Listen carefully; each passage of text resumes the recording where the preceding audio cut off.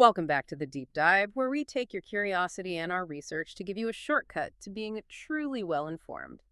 Today, we're embarking on a fascinating journey, tailor made just for you, into a field that's experiencing what one of our sources calls a golden age.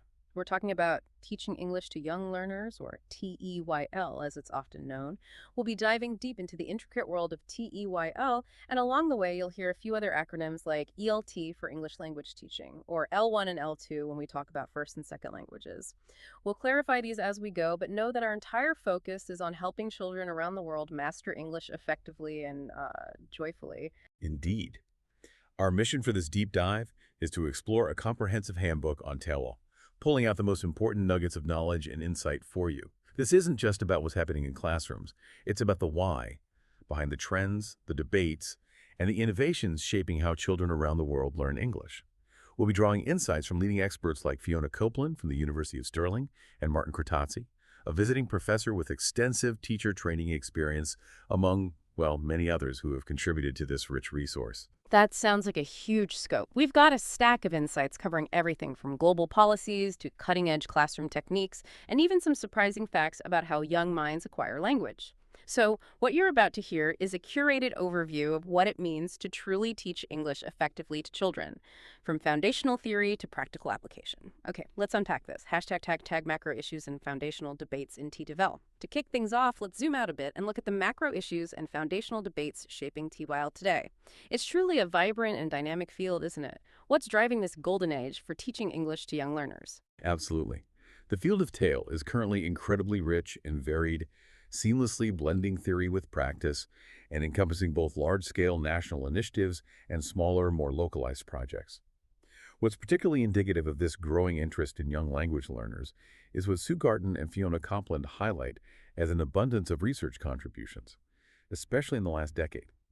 This isn't just anecdotal. It signifies a clear and sustained academic and practical attention on young learners and their classrooms. It's moving beyond simple observations to rigorous empirical study, which is, incredibly exciting for the field. And it's definitely not about a one-size-fits-all approach, which I find really refreshing. It seems like the research is constantly adapting to different contexts. We're seeing everything from global policy analyses, like Amer and colleagues back in 2009, who examined worldwide strategies for teaching English to young learners, to more specific, micro-level inquiries. For example, Lopez Gopar in 2016 looks at critical pedagogy and how it positively contributes to the young learner classroom, focusing on empowerment and social justice. Or Copeland and her team in 2014, who delve into the specific challenges teachers face and how they are overcome in diverse settings. Even the first ever ELT Journal special issue dedicated to young learners in 2014 featured contributions on diverse topics like learning outside the classroom and the role of gaming. It's a truly dynamic area where research is constantly pushing the boundaries of our understanding. Precisely. And the field is so dynamic that even the terminology itself is a topic of discussion and refinement. While we primarily use young learners, or YLs, throughout this deep dive, other labels like early language learning are also prevalent. The key takeaway here is understanding that this field is constantly evolving, not just in its practices and research, but also in how it defines and refines its focus on the child learning English.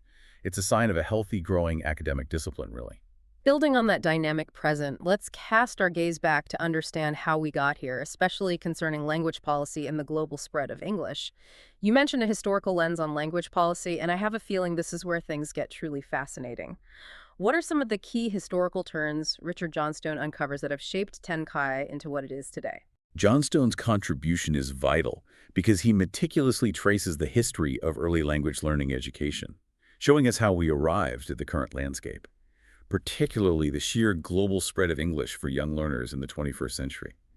He highlights critical issues within primary school contexts that relate directly to current policy decisions. Fundamental questions like, what is the ideal starting age for English language instruction?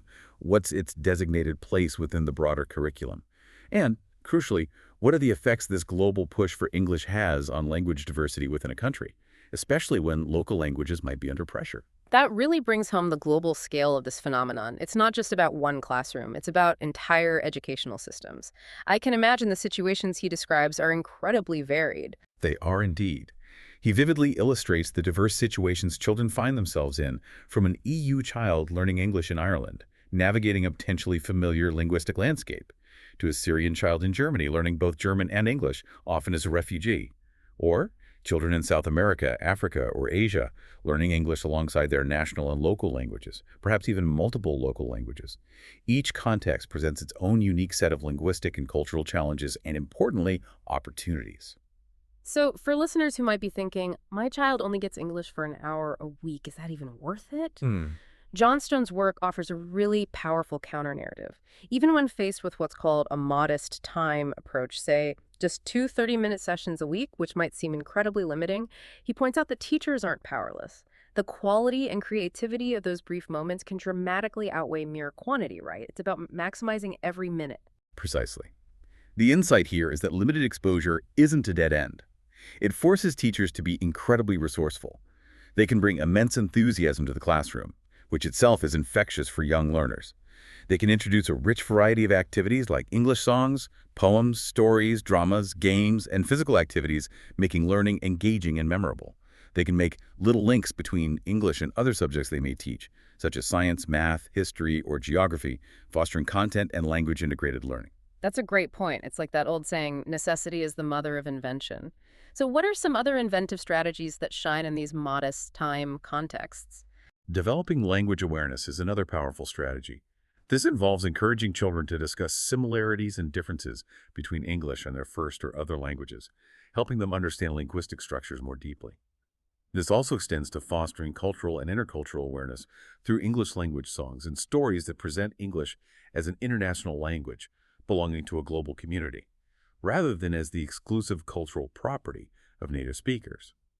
Even technology like video conferencing can be leveraged to increase children's exposure to English speakers in other countries, creating authentic connections.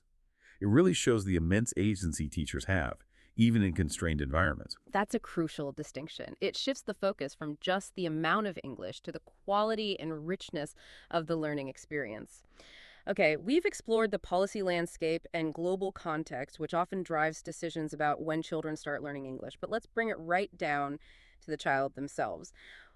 What does the research actually say about the ideal age for language acquisition? It's a question I hear all the time. Is younger always better when it comes to language learning?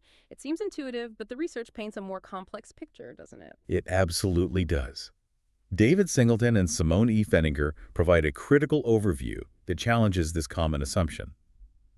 While it's true that childhood is the period when first language acquisition naturally occurs, leading many to believe children are inherently better equipped for L2 acquisition. Studies show that there's no solid empirical evidence that early L2 beginners who start learning English in primary school consistently outperform adolescent beginners.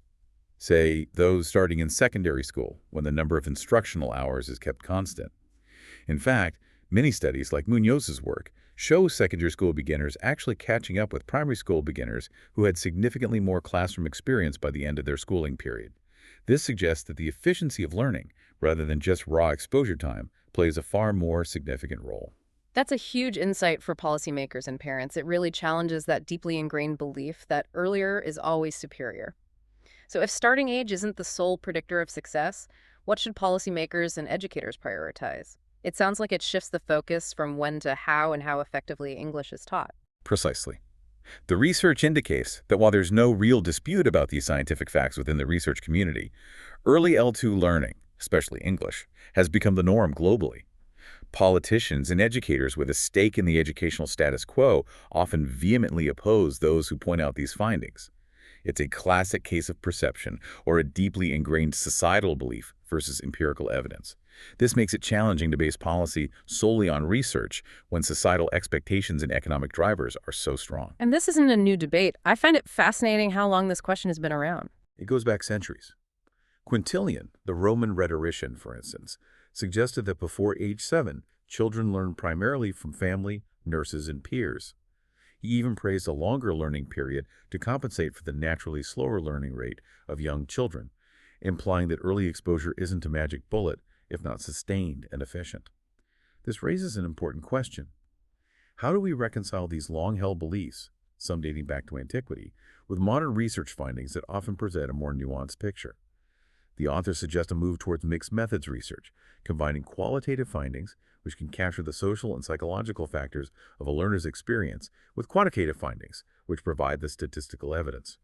This approach allows each type of data to inform the other, leading to a more complete and illuminated understanding, overcoming the limitations of relying solely on one type of data. #Tech Core Pedagogical Approaches and Skills in Palanta. Now let's shift our focus from the big picture issues to the nitty-gritty of what actually happens in the TLAL classroom. One of the most beloved and, according to our sources, incredibly effective approaches is storytelling. It's a timeless art, and it's become an incredibly popular approach in TLAL. Some practitioners, like Yanase, even build entire syllabi around it. That's fascinating that entire syllabi are built around it. So beyond the inherent appeal of a good story, what makes a literature-based approach so uniquely effective for young language learners? Bland's chapter specifically explores literature-based approaches, which can include not just traditional stories, but also poems and more factual pieces. Historically, literature has played a significant and enduring role in language learning, far more than just vocabulary drills. Bland provides a long and comprehensive list of suitable texts for young learners, ranging from classic picture books and graphic novels to newer forms like story apps and plays, along with practical suggestions on how teachers can use them effectively in the classroom. This also highlights an important issue: the unequal distribution of resources, especially printed books, in many young learner contexts around the world. However, Bland emphasizes that even with limited physical resources, the power of a well-told story, delivered orally, can still be harnessed, which is a powerful message for teachers everywhere. That's a powerful point. Stories don't always need a physical book to come alive. So even with limited resources, how do stories truly come alive for these young learners? What's the magic formula for making them captivating and effective in a language classroom? It really comes down to a three-stage approach. First, before the storytelling, the teacher needs to prepare themselves, the language, and activate students' background knowledge. This involves pre-teaching key vocabulary, those words crucial for understanding the story and tapping into what children already know. For example, using a story like The Very Hungry Caterpillar, a child's own knowledge of caterpillars, insects, or even just eating, can help them connect with and understand the story's narrative, making it immediately more accessible. So setting the stage is vital. What about during the storytelling? How do you keep those young, energetic minds engaged? During the storytelling, the goal is to keep students actively engaged and make the input comprehensible. This can be achieved through various techniques, using visual cues like pictures and flashcards, incorporating gestures and body movements, bringing in real objects, employing graphic organizers like T-charts to structure information, or, when absolutely necessary, limited L1 translation for very difficult words. The teacher should also encourage intelligent guesswork strategies such as predicting outcomes, working out meaning from context, and recognizing discourse patterns. These aren't just for understanding, they're vital for developing independent comprehension skills that serve them in all reading. And once the story is over, the learning doesn't stop there, does it? Exactly. After the storytelling, follow-up activities are essential. These check comprehension and provide crucial practice with new language. This includes revisiting and checking predictions made earlier, engaging all 4 language skills: listening, speaking, reading, and writing through varied tasks, encouraging cooperative activities, and providing scaffolding.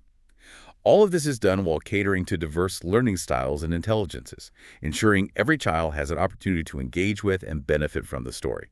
It's a holistic approach. That makes perfect sense. Following the receptive skill of listening, we move to speaking. What exactly is involved in developing strong listening skills for young learners? It's more than just hearing words, right? Listening as a receptive skill is crucial for interpreting messages by using context and prior knowledge. It's far from passive. It requires active processing to make sense of a myriad of auditory and visual clues: intonation, body language, facial expressions.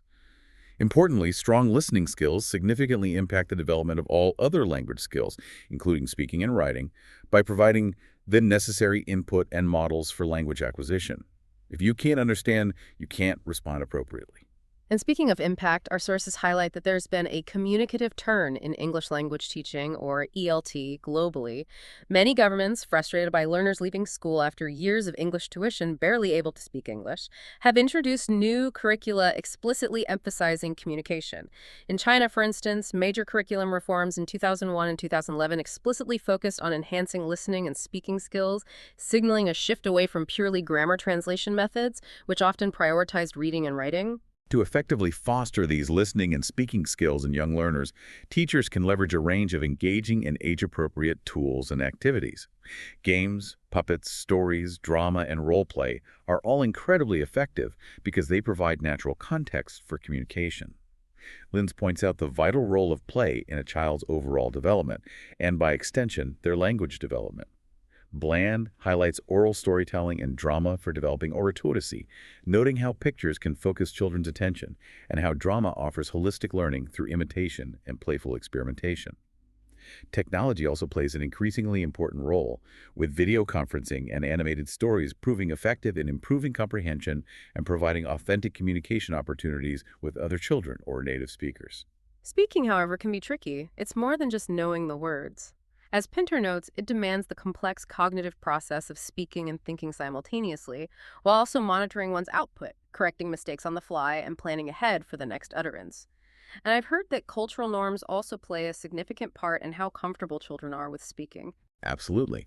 A Japanese proverb even suggests, "He who speaks has no knowledge, and he who has knowledge does not speak," illustrating a cultural value of reserved communication that teachers need to be sensitive to.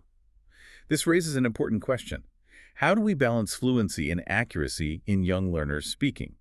For young learners, a message-oriented approach, one focused on meaningful activities in a realistic context, is generally recommended. Rather than deep grammatical analysis, teaching unanalyzed chunks or formulaic language, such as "how are you" or "let's play," is essential in the early stages. This allows children to participate in interactions and communicate effectively, even without fully analyzing the underlying grammar. They can use these chunks as building blocks for more complex language later, gaining confidence as they go. Those concrete examples really help. But speaking of unanalyzed chunks earlier, how does that foundational concept actually evolve into more complex, grammatically accurate speaking for young learners? Is it just repeated exposure, or do teachers need to consciously guide them past that initial chunking phase? It's a combination. The activities themselves can range from singing and retelling stories, which help with narrative and rhythm, to show-and-tell presentations, which encourage descriptive language and personalization. We use a variety of controlled, guided, and independent practices to build both accuracy and fluency. Controlled practice might involve repeating phrases or filling in gaps, while guided practice offers some choice within a structure, and independent activities allow for free expression. And don't forget real language for responding, teaching phrases like, "Really? Me too," or "That's interesting," to make conversations more authentic, engaging, and to foster genuine interaction beyond simple Q&A. These small phrases can significantly liven up classroom dialogue and help move beyond just chunks. Moving beyond oral skills, the development of literacy is a cornerstone of education. Unlike speaking, literacy, the ability to read and write, is not naturally acquired. It requires deliberate and systematic instruction.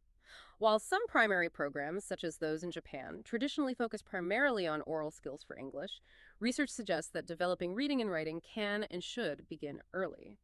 Dlugosch argues quite persuasively that including reading from the start benefits all young beginners, even preschoolers who haven't yet learned to read in their native tongue, leading to faster progress in reading, understanding, and speaking English. So, what does this look like in practice in the classroom? We need to involve young learners actively in literacy activities. Shared reading with a big book is a highly effective technique. Here, the teacher models reading strategies and skills while children are encouraged to join in, especially when there are repeated lines in the story, like, "Run! Run as fast as you can! You can't catch me! I'm the gingerbread man from the gingerbread man," or "I see a nigger looking at me from Brown Bear, what do you see?" This interactive approach builds confidence and engagement by making reading a communal, predictable, and fun experience. That's a classic, and I can see how those repeated phrases would really build confidence. What other powerful tools do teachers have for connecting oral language to written text? The language experience approach is another powerful tool for connecting children's oral language to written text. In this method, students participate in a common experience. It could be a field trip, a story, or even just discussing a picture.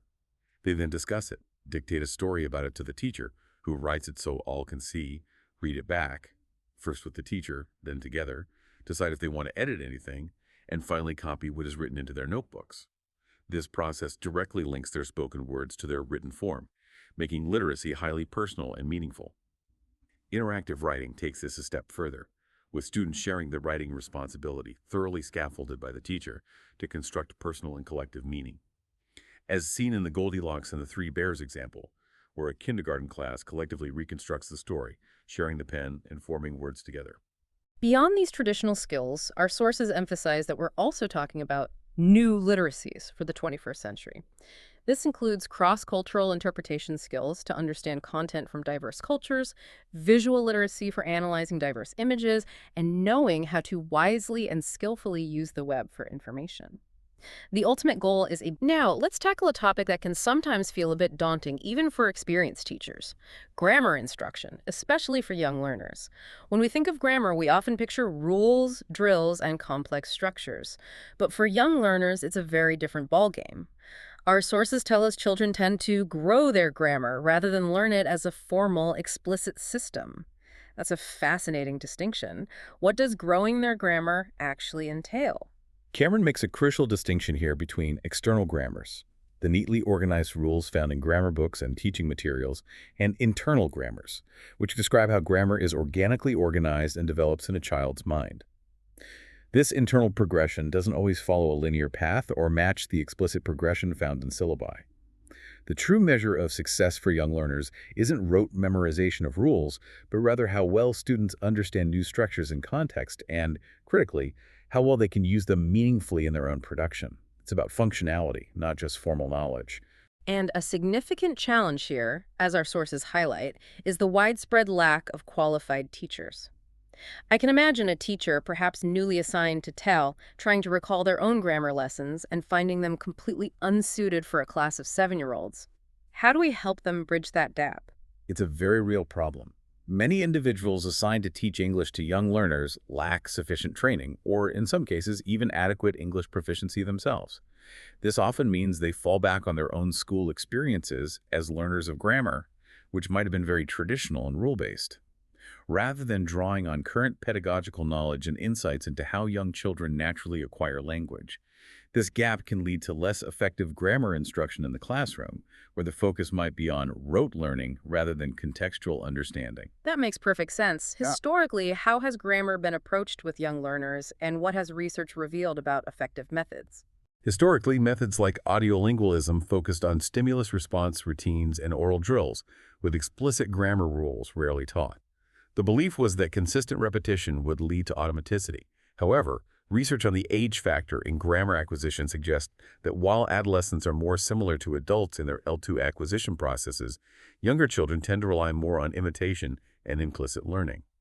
This implies a need to challenge young learners beyond just fun activities, progressively including tasks that make them notice and think about language in a guided, yet not overtly analytical way.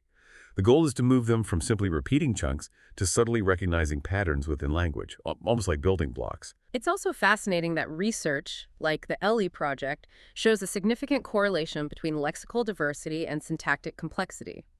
The more varied a child's vocabulary, the more complex and sophisticated their sentence structures become.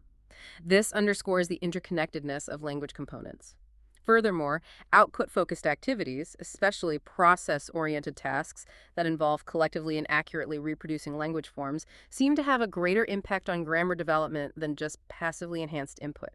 This means getting children to actively use the language in structured, collaborative ways is key. Absolutely. From the building blocks of grammar, let's turn our attention to vocabulary. Vocabulary is often called the core component of all language skills, and for young learners, it's absolutely critical. Recent research is revealing fascinating insights into how very young children acquire L2 vocabulary, even before formal schooling begins. What are some of those key insights? Indeed. Studies show that children can pick up vocabulary and engage in short dialogues even before starting school, actively using chunks like "let's play" or "your turn" in child-initiated play. This use of chunks not only motivates them to interact, but also, remarkably, leads to peer correction and active help, as children scaffold each other's language use during play. This demonstrates the powerful, organic way very young children absorb and apply language, often without explicit instruction. That's a powerful illustration of children as active agents in their own learning. So what vocabulary do they really need, and how much is enough for them to start making sense of the world in English? Essentially, they need what they can use to express their intended meaning, both now, in their immediate interactions, and in their future private and professional lives. Vocabulary size is a major predictor of school performance, and this is where it gets really interesting for comprehension. To understand meaning from context in listening or reading, children need about 98% vocabulary coverage, meaning only 2% unknown words.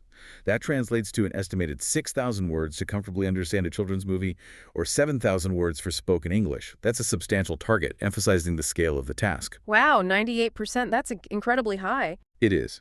And while those numbers seem high, research suggests L2 children can explicitly learn at least 300 words or more per year, with a vocabulary uptake of about 6 words per hour of instruction.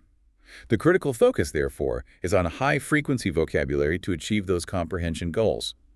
However, studies on YL vocabulary teaching, such as those conducted in Hong Kong and Norway, indicate that teachers often use a limited variety of instructional practices, focusing predominantly on recognition and memorization.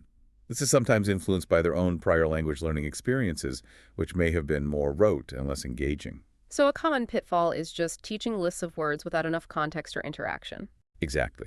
This points to a clear need for a balanced approach. Explicit, direct vocabulary teaching is fast and efficient, especially for those high-frequency words that children need immediately. Rich instruction involves teaching not just the word, but also its meaning, form, use, context, and common collocations, how it pairs with other words. This is often done using pictures, objects, and actions to aid memorization, as these visual and kinesthetic cues help children store meaning both linguistically and visually, making it stick. So a combination of direct teaching and rich context. How does implicit learning fit into this picture for vocabulary? Implicit learning is just as important, if not more so, for long-term retention and natural use. Extensive exposure through engaging activities like storytelling and reading, particularly with graded readers and picture books, supports this natural acquisition. Picture books, with their powerful combination of text and visuals, act as effective scaffolding, making unfamiliar vocabulary comprehensible through context provided by the images. They are often rich in chunks and repetitions, which is vital since it can take at least 8-10 encounters to learn a word incrementally and consolidate its meaning through repeated exposure in different contexts. This incremental learning through varied input is a cornerstone of effective vocabulary development. Hashtag, tag, tags, tag, contexts, challenges, and teacher development entail. Now let's pivot from specific skills to the broader context and challenges entail. While we love to talk about creative, fun ways to teach English to young learners, it's incredibly important to acknowledge that not all classrooms are ideal. Many children, especially in the developing world, learn English under incredibly challenging conditions. What does the research tell us about these circumstances? Kucha's work highlights a significant paucity of research from Southern contexts. This means that the dominant ELT methodology, which is often generated in ideal North contexts with abundant resources, doesn't always reflect the challenging realities faced by the majority of language teaching and learning contexts globally. Factors like the lowering of the age for English exposure and the introduction of English medium instruction, EMI, often occur without proper assessment or understanding of the difficulties involved. These policy decisions are frequently driven by an assumed, often uncritical link between English proficiency and socioeconomic development, rather than robust local research, leading to unintended consequences. This, unfortunately, leads to significant policy practice gaps. For example, communicative approaches are widely promoted in policy, but teachers often have inadequate training or English skills to implement them effectively. This is compounded by practical challenges like large class sizes, limited exposure to English outside the classroom, or in contexts of conflict and forced migration situations described by some as super difficult circumstances. These are realities that mainstream ELT literature often doesn't adequately address, and it creates an enormous burden on teachers. Despite these profound challenges, effective strategies do exist and are being developed within these contexts. These include strong classroom organization and management, effective use of basic teaching skills like questioning and group work, utilizing local resources or realia from the immediate environment, and, crucially, teacher enthusiasm, which can significantly contribute to a positive learning atmosphere against all odds.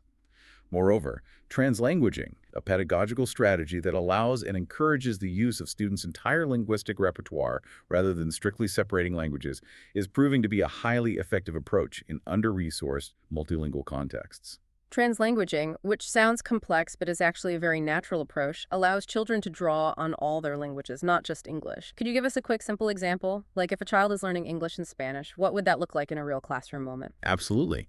Imagine a teacher explaining a science concept in English. A child might then discuss it with a peer in their shared home language, say Spanish, to solidify understanding and then switch back to English to present their findings. Or they might use a Spanish word to clarify a concept they don't yet have in English, allowing the teacher to provide the English equivalent without shutting down their thought process. It's about using their full linguistic toolbox to build meaning, rather than feeling restricted to just one language at a time. Studies show that translanguaging can increase student participation and enhance both language and subject learning by affirming multilingual identities, leading to much richer learning experiences. That's a powerful way to foster understanding and validation. Following on from the prevalence of multilingual contexts, it's worth noting that most people in the world speak 2 or more languages, meaning bilingualism is, in fact, the norm. Yet, as Victoria Murphy points out, our educational systems often fall short when it comes to consistently supporting linguistically diverse children, especially those whose home language is a minority language. A significant issue is that these linguistically diverse LD children often underperform academically, particularly in literacy, compared to their monolingual peers. Furthermore, many experience a language shift when they begin formal schooling in the majority language, sometimes leading to what's termed incomplete acquisition of their home language. This loss or incomplete development of their first language can have long-term consequences, not just linguistically, but culturally and cognitively. That sounds like a double challenge, not fully developing their first language while still struggling with the second. This raises an important question. Why should we care about supporting the home language of these children, especially when the goal is often to teach English? It's crucial for several reasons, as Cummins and other researchers strongly argue. First, it allows children to reach their full linguistic potential.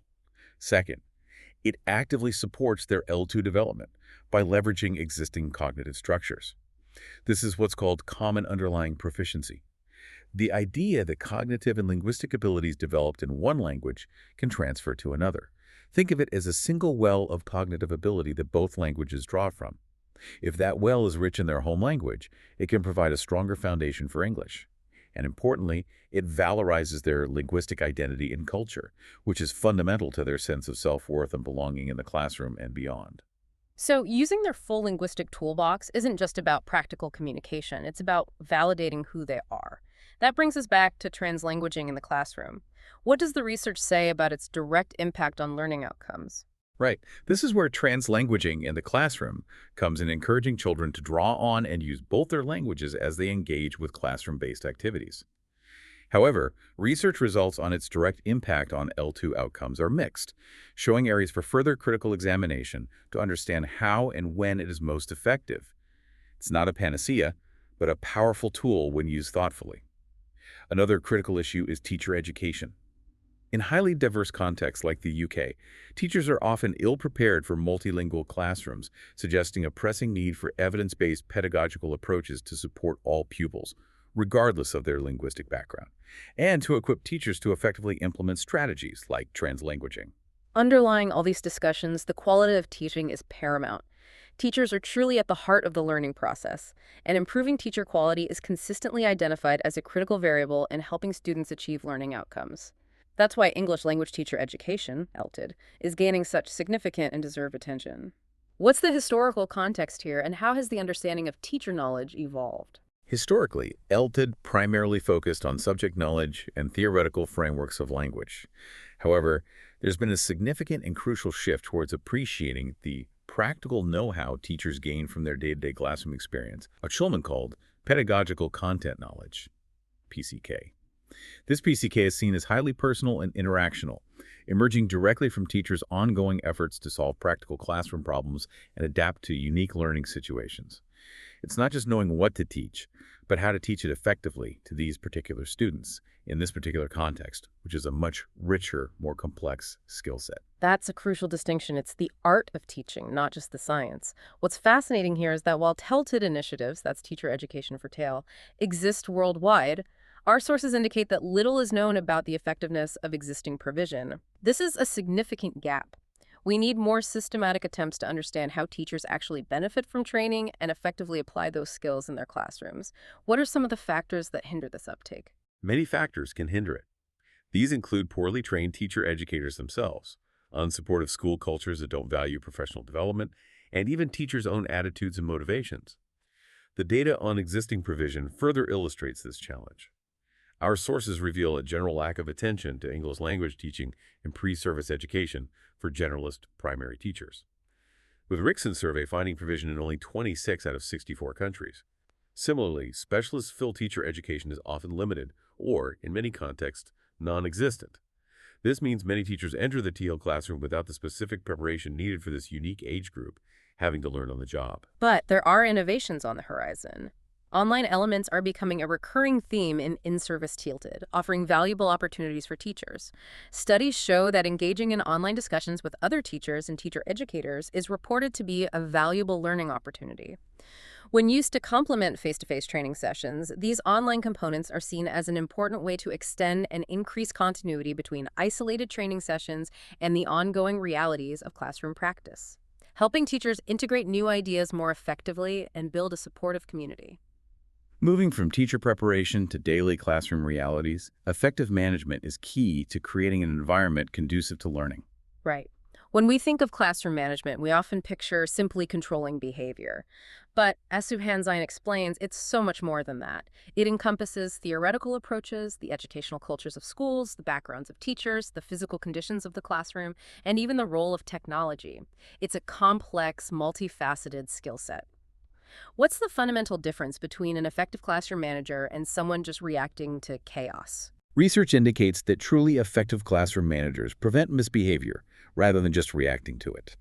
They are acutely aware of key dimensions of classroom life, such as multidimensionality, many events and tasks happening at once, simultaneity, multiple things occurring at the same time, immediacy, the fast pace, unpredictability, events often take unexpected turns, publicness, everything is done and seen in public, and history, a class accumulates shared experiences and norms, both positive and negative. By anticipating and understanding these dimensions, teachers can proactively create a more ordered, predictable environment where learning can thrive. That sounds like a juggling act. So what specific characteristics did these effective managers demonstrate to keep all those balls in the air? This awareness leads to specific characteristics of effective managers. With-itness, which means closely monitoring student behavior and intervening early before misbehavior interferes. Overlapping, or dealing with multiple demands simultaneously, like helping one student while keeping an eye on another group. Maintaining momentum by starting and presenting lessons at a brisk, efficient pace. Ensuring smoothness with an even flow free from interruptions. And group alerting, which means establishing and maintaining the attention of all students, not just a few.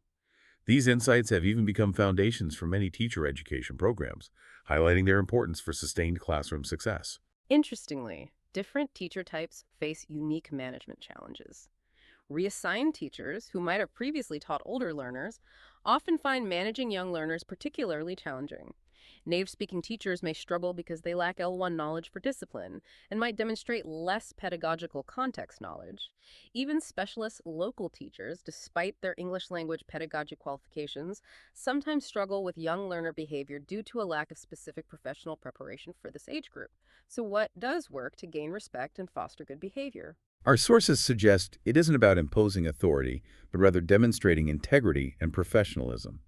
This means being punctual, well-prepared, consistent in manners and attitudes, treating students fairly, addressing problems rather than ignoring them, and crucially, never losing your temper. When teachers consistently demonstrate these characteristics, they build a figure of authority, serving as a role model. Learners recognize these efforts, appreciate them, and under their own volition, self-regulate to develop a sense of respect for the teacher. This is the beginning for the development of self-regulation on the part of the learners, which is far more powerful than imposed discipline. That's a foundational principle, really. Beyond those core qualities, what are some practical tips teachers can use day to day to keep the classroom running smoothly and engaging for young learners? Practical tips are also abundant. Teachers should choose tasks that cater to children's natural sense of fun, curiosity, and imagination. Using clear attention getters is essential for transitions and refocusing. Examples include phrases like, 1, 2, 3 eyes on me. To which students respond, 1, 2 eyes on you. Exactly. Or call and response like, when I say peanut, you say butter. I love those attention getters. I once saw a teacher use macaroni and cheese, and the kids would shout, everybody freeze. It sounds simple, but those little tricks are pure gold, right? They absolutely are. They're such simple yet effective ways to reset the energy in a room. Incorporating Brain breaks, such as yoga poses, action songs, or even simple handshakes, helps to transition between activities, manage energy levels, and keep young learners engaged and refreshed throughout the day. And children thrive with clear boundaries and expectations. Teachers should clearly communicate rules and, with older children, can even co-construct rules and consequences with them, making them feel more responsible for their own behavior. Consistent classroom routines also provide a vital sense of security and predictability, helping children know what to expect. While routines are important, it's also a good idea to inject new songs, chants, or call and response activities within these routines to keep things fresh and prevent boredom, ensuring predictability doesn't become monotony. #tag learning resources and technology in TOAL. Moving on to learning resources and technology, let's explore how we can maximize engagement and understanding for young learners. Projects aren't just for adults. They're a fantastic, constructivist, learner-centered way for young learners to engage in inquiry-based learning, leading to amazing products and deeper understanding. What defines a successful project for this age group? Projects are described as integrated units of work with a clear beginning, middle, and end, requiring independent research into a topic and resulting in a tangible product that often includes visuals, diagrams, or other displays. They foster holistic development, including intellectual, physical, social, and learner independence, as well as promoting autonomy and transferable skills like research, problem solving, and collaboration. They are particularly effective for mixed ability classes because they allow for differentiated engagement and outcomes, with every child contributing at their own level. The challenge, though, often lies in teacher preparedness. Research suggests that an English proficiency level of CEFR C2 is needed for teachers, along with training in age-appropriate methodology. Unfortunately, there are problematic gaps in the supply of adequately prepared teachers, as highlighted by multiple studies. Many teachers may not have the linguistic proficiency or specific pedagogical training required to guide complex, inquiry-based projects effectively. That's a real stumbling block, isn't it? It is. But despite this challenge, an online global survey revealed that teachers highly value projects for fostering engagement, motivation, real-world connections, and social skills in young learners. This indicates a strong belief in their pedagogical potential, even as practical implementation hurdles remain. When implemented well, projects offer a rich, authentic context for language use that truly brings learning to life. Now let's talk about something many young learners are already experts in: digital games. These aren't just for fun, they're gaining significant attention as a learning tool, aligning perfectly with the modern emphasis on active and autonomous learning as well as situated learning. What makes games such a powerful educational tool for young language learners? Games inherently contain features central to effective learning: clear goals, visible outcomes, instant feedback, challenging tasks, and fostering collaboration and interaction. Since young learners are familiar with technology from an early age, digital game-based language learning can place this new generation of learners at the heart of the process, providing authentic tasks and abundant opportunities to use language for genuine communication. This familiarity reduces the barrier to entry and increases engagement, turning screen time into productive learning time. This ties directly into M-learning, or mobile learning, which leverages portable digital devices like tablets and smartphones. Maria Ellison and Maria Flores highlight several key educational advantages: increased motivation, enhanced activation, promoting constructivist learning, where learners are active creators of knowledge. Individualization: learners can work at their own pace, increased responsibility, a sense of ownership over their learning, and heightened interactivity as learners engage with both the device and their peers. Specific tools for expressing and creating content are also emerging. Intuitive image and multimedia processing apps like Storybird or VoiceThread allow children to create short, visual stories by selecting artwork, organizing photos, and adding their own text. These creations can then be published online, often with options for comments, which is perfect for encouraging student collaboration. Social networks, too, can centralize teaching activities, improve communication between teachers and students, and facilitate group coordination, transforming devices from mere consumption tools into powerful, creative, and collaborative platforms. Continuing with the theme of technology, the digital age clearly means multiple literacies are essential, not just traditional reading and writing, but information literacy for navigating the web, literary literacy for understanding aesthetic texts, critical literacy to understand the manipulative power of texts, and visual literacy for interpreting diverse images. Technology clearly plays a transformative role here. However, simply having technology doesn't guarantee effective learning. What are some of the pitfalls to avoid when integrating technology into the TWEL classroom? That's a crucial point. Studies have found various challenges, such as superficial interactivity, where technology is used without proper pedagogical underpinning, leading to cognitive overload and disorientation rather than deep engagement. Furthermore, language learning software often focuses predominantly on drill and practice exercises, rather than cognitively demanding communicative activities that truly foster language acquisition. It's a common mistake to assume that any technology use is good use. What stands out here is that much of the computer-assisted language learning, or CALL research, often neglects young learners.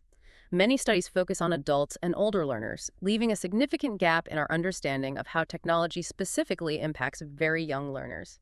This means we're still grappling with how best to design and implement technology for this unique age group, which is often very different from how adults interact with it. For instance, telecollaborative projects, such as one cited between Germany and France with 7 to 9-year-olds using English as a lingua franca, showed that authentic tasks were highly valued by participants.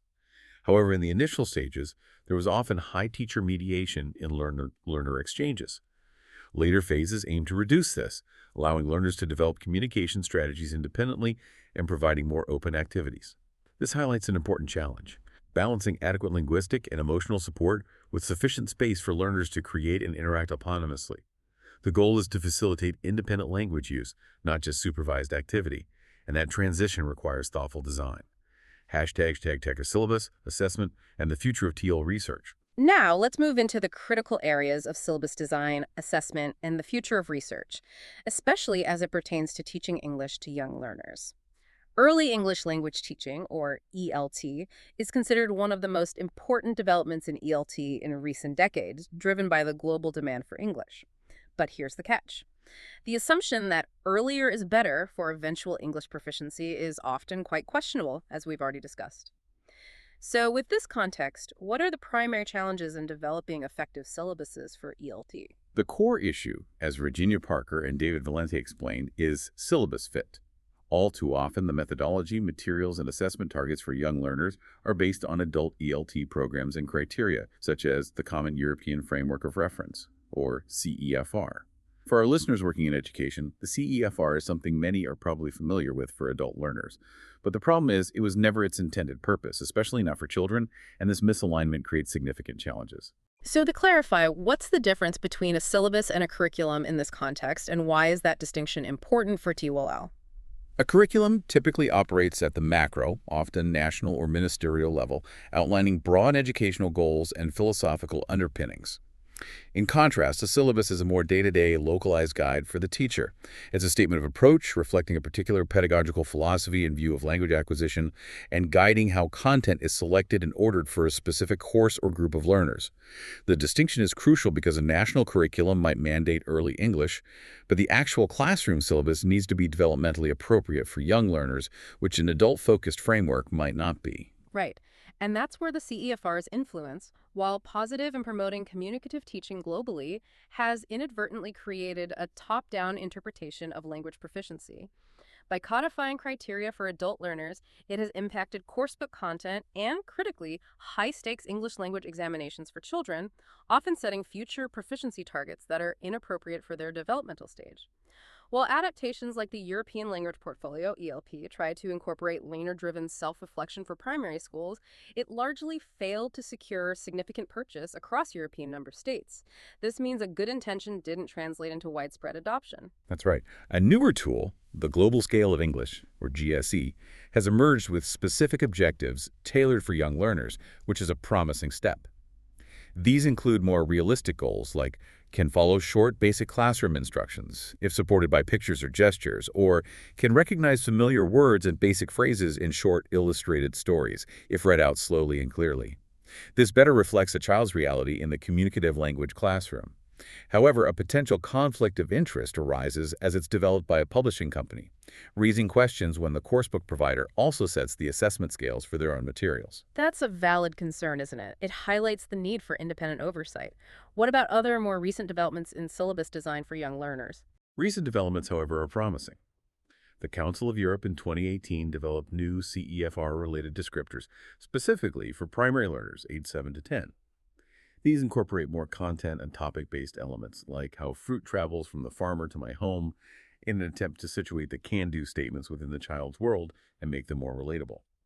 But for these new descriptors to be adopted with any real success, EL practitioners will require ongoing, systematic support with ways to implement them at the lesson planning, teaching, and assessment levels, thereby enabling them to better bridge the often stark gap between syllabus-related policy documents and actual classroom practice. This raises an important question. Is the very notion of a syllabus always appropriate for young learners, given its structured nature? Some argue that a curriculum approach with schemes of work might be better suited to determining how English language teaching and learning is organized at the primary level. Picture books, for example, can serve as springboards for course design, addressing universal aspects of the human condition, like equality and diversity in age-appropriate and meaningful ways. The importance of models and scaffolding, often captured by the acronym WAGGLE, what a good one looks like, and formative assessment, including learning portfolios, is also emphasized as a more child-friendly approach than rigid, externally imposed syllabi. Moving from the framework of teaching to evaluating learning, thoughtful assessment is absolutely crucial for young learners. Assessment is often seen as a necessary evil, and when misused, it can indeed have profoundly negative effects, causing anxiety and fostering a test-orientedness that prioritizes passing exams over genuine learning. So what makes for truly effective assessment with young learners? Sylvia Papp outlined several key guidelines.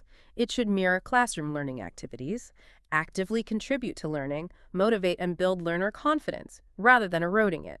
Use a variety of techniques to cater for different intelligences and learning styles. Allow all learners to experience success, be contextualized, and reflect relevant tasks and language for young learners. And importantly, take place over time, providing a continuous picture of progress, rather than a single snapshot. In terms of practical assessment, we can assess vocabulary through tasks like using words in sentences or matching words to pictures.